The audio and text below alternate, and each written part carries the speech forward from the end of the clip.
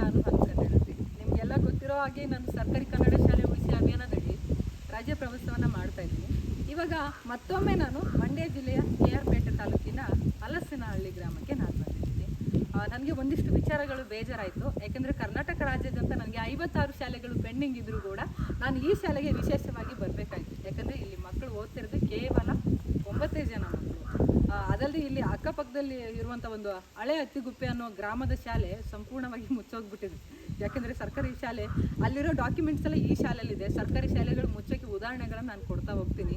ಸುಮಾರು ಕನ್ನಡ ಶಾಲೆಗಳು ಮುಚ್ತಾ ಇದ್ದಾವೆ. ಯಾಕಂದರೆ ಶಾಲೆಗಳಿಗೆ ಮಕ್ಕಳು ಬರ್ತಿಲ್ಲ ಅಂದ್ಬಿಟ್ಟು ಊರಿನ ಜನಗಳಿಗೆ ಕೇಳೋದು ಏನಂತ ಅಂದರೆ, ಇರೋದೇ ಒಂದು ಕನ್ನಡ ಶಾಲೆ, ಊರಲ್ಲಿ ಒಂದು ಕನ್ನಡ ಶಾಲೆ ಗುಡಿ ಅಂತಿರುತ್ತೆ. ಅದು ಸರ್ಕಾರಿ ಶಾಲೆ, ಅದು ನಮ್ಮ ಆಸ್ತಿ, ಕನ್ನಡ ನಮ್ಮ ಅಸ್ಮಿತೆ. ಅದೇ ಶಾಲೆಗಳು ಮುಚ್ಚೋಯ್ತು, ಆ ಶಾಲೆಗೆ ಯಾರು ಮಕ್ಕಳು ಬರ್ತಿಲ್ಲ ಅಂತ ಅದು ತುಂಬ ದುರದೃಷ್ಟಕರ ಹಾಗೂ ಬೇಜಾರಿನ ಸಂಗತಿ ಕೂಡ ಹೌದು. ಯಾಕಂದರೆ ಇದೇ ಶಾಲೆಯಲ್ಲಿ ನಿಮ್ಮ ಅಜ್ಜಂದರು, ನಿಮ್ಮ ಅಜ್ಜಿಯರು, ಹಾಗೆ ನಿಮ್ಮ ತಂದೆಯರು ಓದಿರ್ತಾರೆ.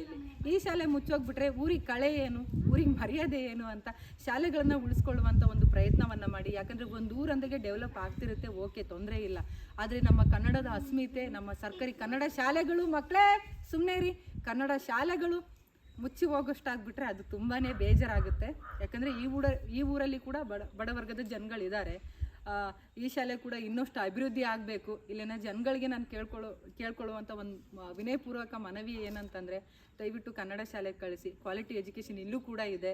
ನೀವು ಕಳಿಸ್ತಾ ಇದ್ರೆ ಇನ್ನೇನು ಮಾಡೋಕ್ಕಾಗುತ್ತೆ ಹೇಳಿ. ಮುಂದೆ ಎಲ್ಲರೂ ಪ್ರೈವೇಟ್ ಶಾಲೆಗೆ ಕಳಿಸ್ತಿದ್ರೆ ಗೌರ್ಮೆಂಟ್ ಶಾಲೆಗೆ ಯಾರು ಬರಬೇಕು? ಅದು ನಮ್ಮ ತೆರಿಗೆ ಕಟ್ಟೋರೆಲ್ಲ ನಾವು ಅದನ್ನು ಉಪಯೋಗ ಮಾಡ್ಕೋಬೇಕು. ಸರ್ಕಾರಿಯ ಏನು ಸೌಲಭ್ಯಗಳಿದ್ದಾವೆ ಅವೆಲ್ಲ ನಾವು ಸದ್ಬಳಕೆಯನ್ನು ಮಾಡ್ಕೋಬೇಕು. ಯಾರೂ ಮಾಡ್ಕೊತ ಇಲ್ಲ.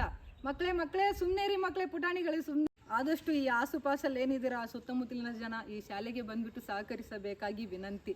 ಯಾಕಂದರೆ ಈಗಿರೋದು 9 ಜನ ಮಕ್ಕಳು. ಸರ್, ಇಲ್ಲಿ ನಮ್ಮ ಶಾಲೆಯ ಶಿಕ್ಷಕರಿದ್ದಾರೆ. ಸರ್, ನಿಮ್ಗೆ ಕೇಳ್ಕೊಳ್ಳೋದು ಒಂದೇ, ಈಗೇನು 9 ಜನ ಇದ್ದಾರೆ, ನಾವು ಈ ಶಾಲೆಗೆ ಏನು ಅಭಿವೃದ್ಧಿ ಕಾರ್ಯ ಮಾಡಬೇಕು ಅದನ್ನು ನಾವು ಪ್ರಾಮಾಣಿಕತೆಯಿಂದ ನಾವು ಮಾಡಿಕೊಡ್ತೀವಿ. ಆದರೆ ಮುಂದಿನ ದಾಖಲಾತಿ ಹೆಚ್ಚಿಗೆ ಆಗಬೇಕು. ನಾನು ನೆಕ್ಸ್ಟ್ ಸಾರಿ ಬರೋದ್ರಲ್ಲಿ ಇಲ್ಲಿ ಒಂದು 20-30 ಜನ ಮಕ್ಕಳಾದರೂ ಇದ್ದರೆ ನನಗೆ ತುಂಬ ಖುಷಿ ಆಗುತ್ತೆ. ಖಂಡಿತ ಈ ಆಸುಪಾಸಲ್ಲಿ ಏನಿದ್ದೀರ ಜನಗಳು ಬಂದುಬಿಟ್ಟು ಸಹಕರಿಸಬೇಕಾಗಿ ವಿನಯಪೂರ್ವಕ ವಿನಂತಿ.